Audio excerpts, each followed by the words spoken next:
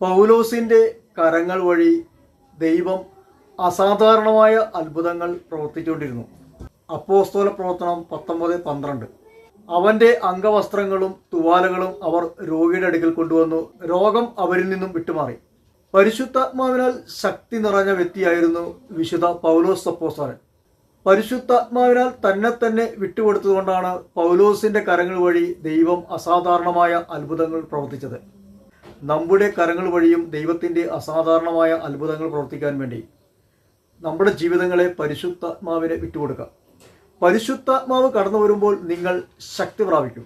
അപ്പോസ്തല പ്രവർത്തനം 1:8.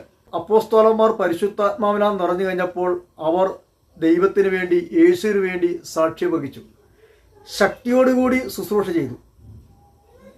പരിശുദ്ധാത്മാവെ ഞങ്ങളിൽ നിറയണമേ, ഞങ്ങളെ ശക്തിപ്പെടുത്തണമേ. ദൈവത്തോട് പ്രാർത്ഥിക്കാം.